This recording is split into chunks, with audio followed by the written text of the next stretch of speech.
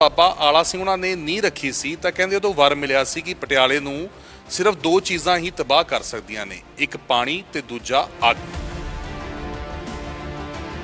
ਔਰ ਇੱਕ ਰੀਤ ਇਹ ਵੀ ਬਣੀ ਕਿ ਜਦੋਂ ਪਟਿਆਲੇ ਦੇ ਵਿੱਚ ਬਾੜ ਆਉਂਦੀ ਹੈ, ਵੱਡੀ ਨਦੀ ਭਰ ਜਾਂਦੀ ਹੈ ਤਾਂ ਉੱਥੇ ਨੱਥ ਤੇ ਚੂੜਾ ਜੋ ਸ਼ਾਹੀ ਪਰਿਵਾਰ ਹੈ ਉਸ ਦੇ ਵੱਲੋਂ ਚੜਾਇਆ ਜਾਂਦਾ, ਜਿਸ ਦੇ ਨਾਲ ਪਾਣੀ ਦਾ ਪੱਧਰ ਕਾਫੀ ਘਟ ਜਾਂਦਾ ਹੈ।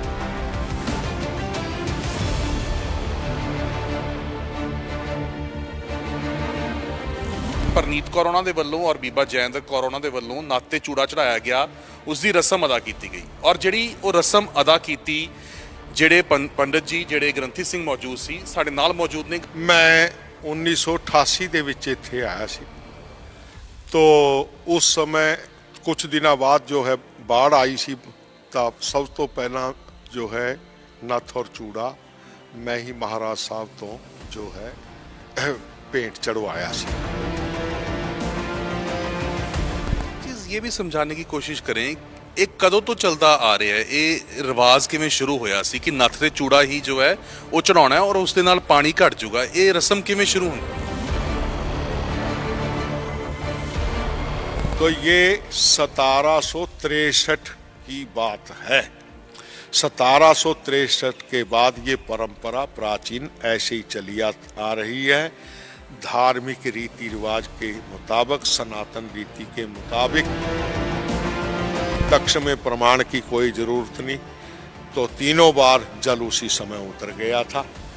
तो कल भी लोगों ने देखा और आज भी देख रहे हैं।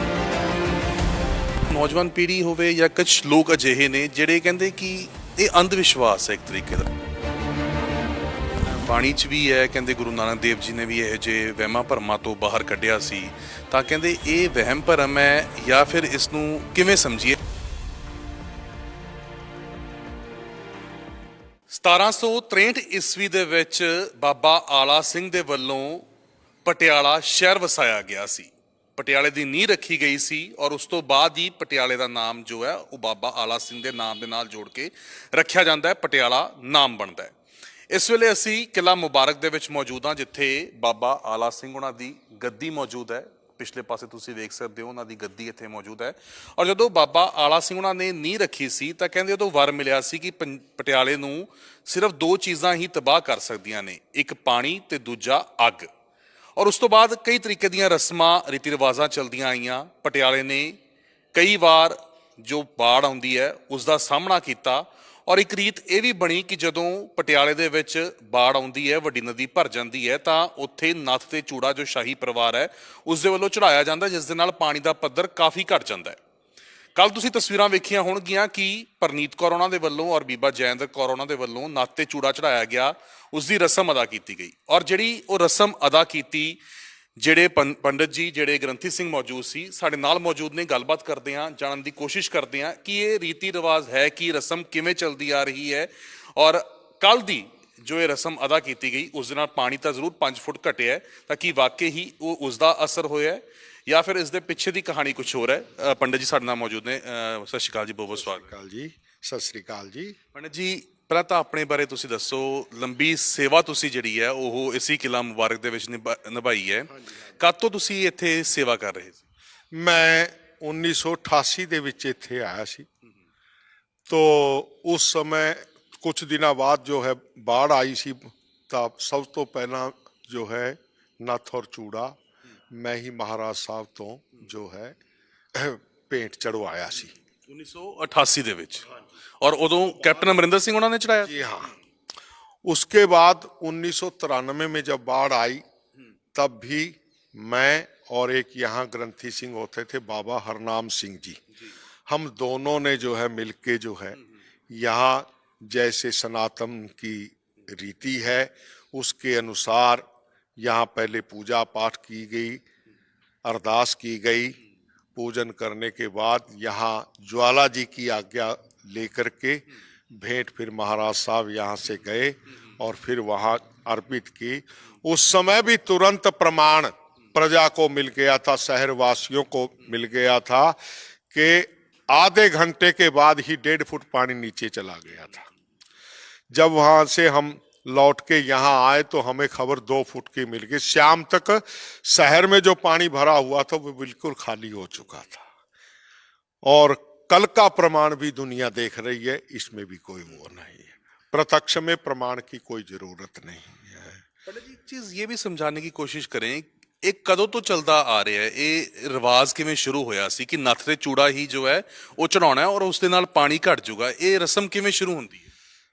बात ऐसी है कि जब बाबा आला सिंह जी भ्रमण करते हुए यहाँ आए तो जो पीछे जहां पर धूणा है ये एक पर्वत नुमा है, इसके नीचे उन्होंने भोजन वगैरह बनाया। उन्होंने स्वयं भोजन, उनकी निगाह ऊपर पड़ी कि यहाँ तो कोई संत बैठे दिखते, तो वो भोजन लेकर के संत जी के पास गए।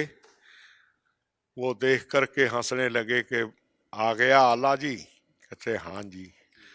वो बड़े करनी वाले संत थे, झिड़ी वाले संत। वो समझ गए कि ये तो बहुत ही सात्विक वृत्ति वाला, क्योंकि बाबा आला सिंह जी का जो आप लिबास देखते हैं तो ये संतों वाला है। अब भी देख लीजिए आप, ये यहाँ बाबा आला सिंह जी की गद्दी है, तो ये संतों का लिबास उस समय जवानी पहरे से ही धारण करते थे। तो उन्होंने कहा कि ठीक है, आप तपस्या करते हैं, आपकी वृत्ति सात्विक है, मगर अब भाग्य में आपके राज्य करना भी लिखा है।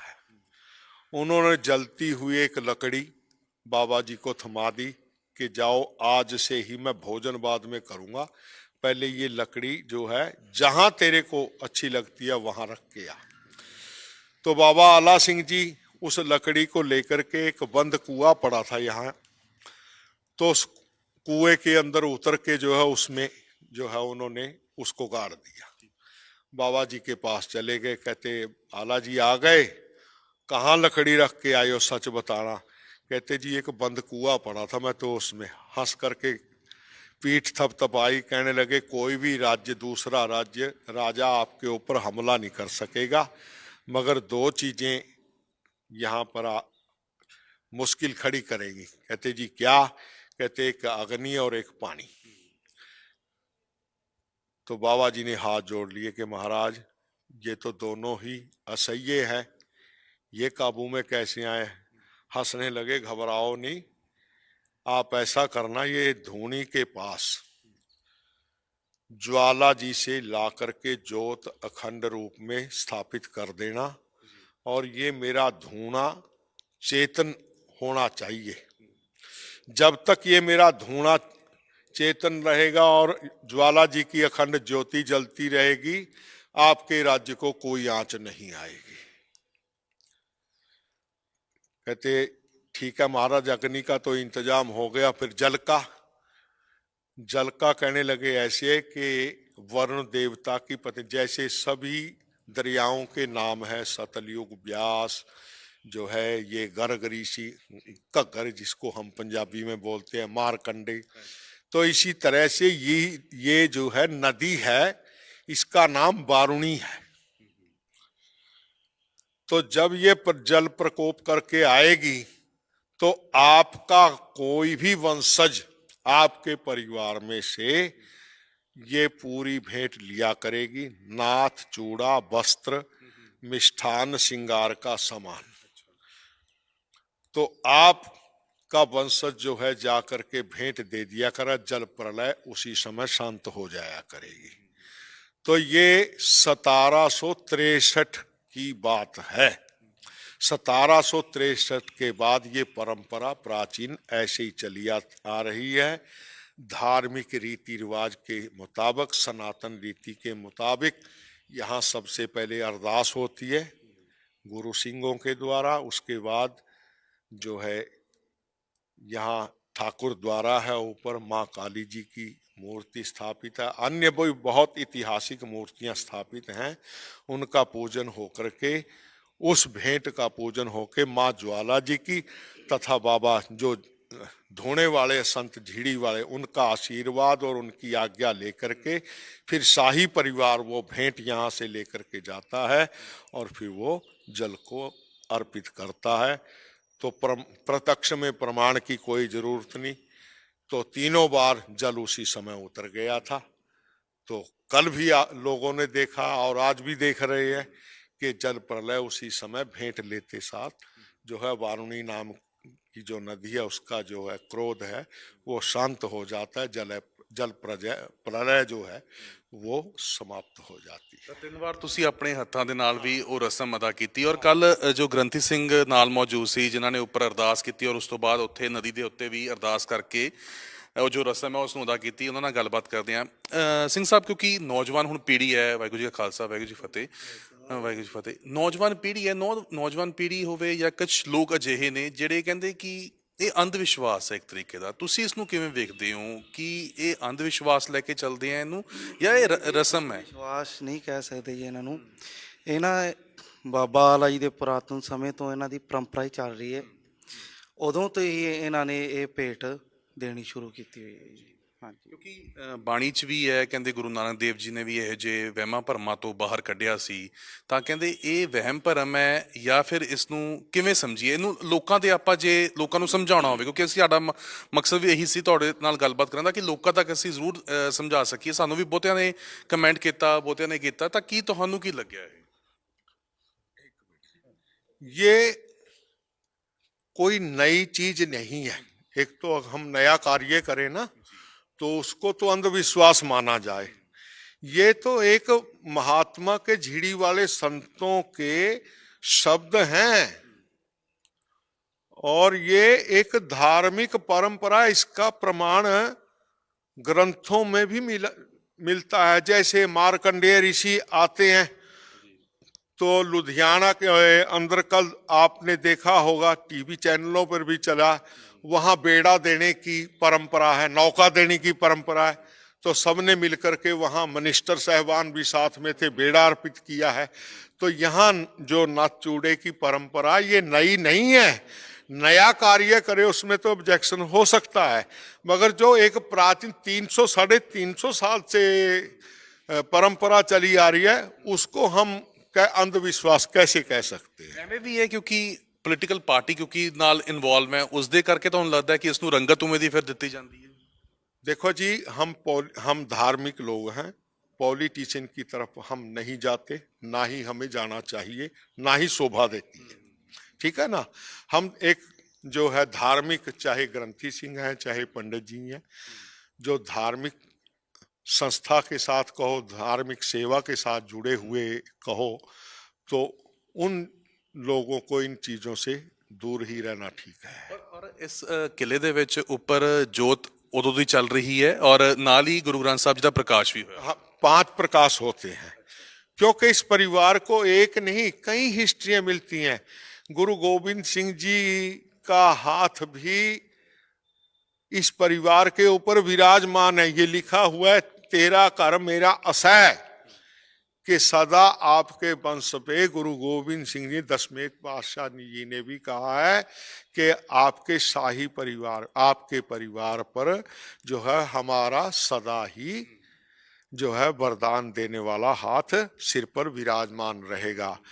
उनके जो है चिन्ह कहो, पूजनीय वस्तुएं कहो, कुछ भी कहो, आदर सम्मान के साथ वो आज भी हमारे महाराज साहब के महल में विराजमान है। गुरु गोविंद सिंह जी का चोला विराजमान है, शस्त्र विराजमान है जी, कंघी विराजमान है, अन्य सामान जो है गुरु गोविंद सिंह जी का ਵਿਰਾਜਮਾਨ ਹੈ ਮਹਿਲ ਕੇ। ਇਹ ਵੀ ਲੋਕਾਂ ਦੇ ਬੜੇ ਮਨਾਂ 'ਚ ਸਵਾਲ ਸੀ, ਜਿਵੇਂ ਤੁਸੀਂ ਜ਼ਿਕਰ ਕੀਤਾ ਲੁਧਿਆਣਾ ਦੇ ਵਿੱਚ ਉਹ ਬੇੜਾ ਉੱਥੇ ਚੜਾਇਆ ਹੈ ਨਾ, ਇੱਥੇ ਜੋ ਇਹ ਵੱਡੀ ਨਦੀ ਹੈ ਦੇ ਵਿੱਚ ਨੱਤ ਤੇ ਚੂੜਾ ਚੜਦਾ ਹੈ, ਤਾਂ ਕਹਿੰਦੇ ਕਿ ਵਰ ਸਿਰਫ ਇੱਥੇ ਹੀ ਹੈ ਕਿ ਨੱਤ ਤੇ ਚੂੜਾ ਸਿਰਫ ਇੱਥੇ ਹੀ ਉਹ ਕੰਮ ਕਰਦਾ ਹੈ ਜਾਂ ਕਿਤੇ ਹੋਰ ਵੀ ਜੇ ਥਾਂ ਦੇ ਉੱਤੇ ਜਾ ਕੇ ਚੜਾਉਣ ਤਾਂ ਉਹਦੇ ਨਾਲ ਘਟ ਜਾਏਗਾ? नहीं नहीं नहीं नहीं, जब राज्य की स्थापना यहाँ पर है, जो प्राचीन देवी देवताओं का, गुरुओं का निवास इस स्थान पर विराजमान है, तो और देने का तो मतलब ही नहीं है। ये तो खुद सोचना चाहिए कि जो चीज जहां होती है तो वहीं, जैसे अब मंदिर में देवता विराजमान, तो देवता तो मंदिर में ही होंगे ना, है जी। अब गुरु ग्रंथ साहिब जी हैं तो ये गुरुद्वारा जी के अंदर ही शोभित होंगे। तो फिर अब कई लोग मन्नतें मानते हैं, ਵਿਸ਼ਵਾਸ ਦੇ ਉੱਤੇ ਵਿਸ਼ਵਾਸ ਹੀ ਇੱਕ ਵੱਡੀ है ना। कोई किसी का विश्वास किसी धर्म स्थल से जुड़ा हुआ, किसी का विश्वास किसी धर्म स्थल से जुड़ा हुआ है। ਪਟਿਆਲਾ ਵਾਸੀਆਂ ਦਾ ਵੀ ਵਿਸ਼ਵਾਸ ਇਹੀ ਹੈ ਕਿ ਇਹ ਨੱਕ ਤੇ ਚੂੜਾ ਚੜਾਉਣ ਦੇ ਨਾਲ ਹੀ ਉਹ ਅਸਰ ਦੇਖਣ ਨੂੰ ਮਿਲਦਾ ਹੈ। तुरंत मिलता है, इसमें तो प्रत्यक्षं किम प्रमाणम, प्रत्यक्ष में प्रमाण की कोई जरूरत नहीं। पहले भी लोग देखते आए हैं और कल का भी आप लोग देख रहे हैं। ਤੁਹਾਨੂੰ ਤਾਂ 3 ਵਾਰ ਤੁਸੀਂ ਆਪ ਪੂਰਾ ਸੀਨ ਜੋ ਹੈ ਉਹ ਦੇਖਿਆ ਆਪਣੀ ਅੱਖਾਂ ਸਾਹਮਣੇ, ਤੁਸੀਂ ਇਸ ਨੂੰ ਫੀਲ ਵੀ ਕੀਤਾ। अब तो जल फिर भी बहुत कम है, कुछ कॉलोनियों में ही प्रकोप था। 93 में तो सारे पटियाला, ये थोड़ा स्थान छोड़ के सारे पटियाला के अंदर ही पानी भरा पड़ा था, जो कि 2 घंटे के अंदर वापस चला गया था। ਤੁਹਾਨੂੰ ਵੈਸੇ ਕਹਿੰਦੇ ਉੱਥੇ ਜਾਣਾ ਵੀ ਬਹੁਤ ਔਖਾ ਹੋਇਆ ਸੀ ਜਦੋਂ ਤੁਸੀਂ ਉਦੋਂ ਚੜਾਉਣ ਵਾਸਤੇ ਗਏ ਸੀ। क्योंकि इधर आर्या समाज वगैरह से इधर होते हुए जो है सरंदी गेट होते बड़ी मुश्किल से हम लोग पहुंचे थे। ਠੀਕ ਹੈ ਪੰਡਤ ਜੀ, ਬਹੁਤ ਬਹੁਤ ਤੁਹਾਡਾ ਧੰਨਵਾਦ। ਤੁਹਾਡਾ ਸਿੰਘ ਸਾਹਿਬ ਬਹੁਤ ਬਹੁਤ ਧੰਨਵਾਦ। ਤਾਂ ਬਾਬਾ ਆਲਾ ਸਿੰਘ ਜੀ ਉਹਨਾਂ ਦੀ ਗੱਦੀ ਹੈ, ਇਸੀ ਗੱਦੀ ਦੇ ਤੁਸੀਂ ਦਰਸ਼ਨ ਵੀ ਕਰ ਸਕਦੇ ਹੋ। ਇੱਥੇ ਉਹ ਗੱਦੀ ਹੈ ਔਰ ਨਾਲ ਹੀ ਜਿਸ ਤਰੀਕੇ ਨਾਲ ਇਹਨਾਂ ਵੱਲੋਂ ਜ਼ਿਕਰ ਕੀਤਾ ਜਾ ਰਿਹਾ ਸੀ ਕਿ ਇੱਕ ਵਿਸ਼ਵਾਸ ਹੈ ਔਰ ਜੋ ਪੁਰਾਣਾ ਇਤਿਹਾਸ ਹੈ ਉਹ ਪੰਡਤ ਜੀ ਉਹਨਾਂ ਦੇ ਵੱਲੋਂ ਸਾਂਝਾ ਕੀਤਾ ਗਿਆ ਕਿ ਕਿਵੇਂ ਵਰ ਮਿਲਿਆ ਸੀ ਔਰ ਕਿਵੇਂ 3 ਵਾਰ ਉਹਨਾਂ ਦੇ ਵੱਲੋਂ ਆਪ ਇਸ ਚੀਜ਼ ਨੂੰ ਕੀਤਾ ਗਿਆ। ਤਾਂ ਕਹਿੰਦੇ ਜਦੋਂ ਪਹਿਲਾਂ ਵੀ ਪਟਿਆਲੇ ਦੇ ਵਿੱਚ ਹੜ੍ਹ ਆਉਂਦੇ ਨੇ ਉਦੋਂ ਵੀ ਇਹਨਾਂ ਦੇ ਵੱਲੋਂ ਹੀ ਜਾ ਕੇ ਉੱਥੇ ਅਰਦਾਸ ਕੀਤੀ ਗਈ ਸੀ, ਪੂਜਾ ਕੀਤੀ ਗਈ ਸੀ ਔਰ ਉਸ ਤੋਂ ਬਾਅਦ ਨੱਥ ਤੇ ਚੂੜਾ ਚੜਾਇਆ ਗਿਆ ਸੀ। ਔਰ ਕੱਲ ਵੀ ਇਹਨਾਂ ਪੰਡਤ ਜੀ ਦੇ ਵੱਲੋਂ ਹੀ ਜੋ ਸੇਵਾ ਹੈ ਉਹ ਨਿਭਾਈ ਗਈ, ਜਿਸ ਤੋਂ ਬਾਅਦ ਤੁਰੰਤ ਉਹ ਚੀਜ਼ ਵੇਖਣ ਨੂੰ ਵੀ ਮਿਲੀ। ਪਾਣੀ ਘਟਿਆ ਔਰ ਅੱਜ ਸਵੇਰ ਦੇ ਜੇ ਅਸੀਂ ਗੱਲ ਕਰੀਏ ਉੱਥੇ ਦੇ ਹਾਲਾਤਾਂ ਦੀ ਤਾਂ 5-5 ਫੁੱਟ ਪਾਣੀ ਜੋ ਸੀ ਉਹ ਨੀਚੇ ਆ ਗਿਆ ਸੀ। ਤਾਂ ਵਿਸ਼ਵਾਸ ਹੈ ਔਰ ਉਸੇ ਵਿਸ਼ਵਾਸ ਦੇ ਉੱਤੇ ਪਟਿਆਲਾ ਵਾਸੀ ਜਿਹੜੇ ਨੇ ਉਹ ਇਸ ਨੂੰ ਮੰਨਦੇ ਨੇ, ਇਸ ਨੂੰ ਮਹਿਸੂਸ ਕਰਦੇ ਨੇ। ਤਾਂ ਸਾਡੀ ਗੱਲਬਾਤ ਕਰਨ ਦਾ ਜਿਹੜਾ ਮਕਸਦ ਸੀ ਪੰਡਤ ਜੀ ਉਹਨਾਂ ਦਾ ਇਹੀ ਸੀ ਕਿ ਇਹਦੇ ਪਿੱਛੇ ਦੀ ਕਹਾਣੀ ਕੀ ਹੈ। ਬਹੁਤਿਆਂ ਨੂੰ ਸ਼ਾਇਦ ਇਹ ਕਹਾਣੀ ਪੂਰੇ ਤਰੀਕੇ ਨਾਲ ਨਹੀਂ ਪਤਾ ਹੋਊਗੀ। ਤਾਂ ਜਿਹੜੇ ਉਹਨਾਂ ਦੇ ਸਵਾਲ ਸੀ ਸਾਨੂੰ ਆਸ ਹੈ ਕਿ ਉਹ ਇਸ ਇੰਟਰਵਿਊ ਦੇ ਵਿੱਚੋਂ, ਇਸ ਰਾਬਤੇ ਦੇ ਵਿੱਚੋਂ ਕਲੀਅਰ ਹੋ ਗਏ ਹੋਣਗੇ। ਕੈਮਰਾ ਪਰਸਨ ਦਵਿੰਦਰ ਦੇ ਨਾਲ ਗਗਨਦੀਪ ਸਿੰਘ, ਪ੍ਰੋ ਪੰਜਾਬ ਟੀਵੀ। ਤੋਂ ਬਾਬਾ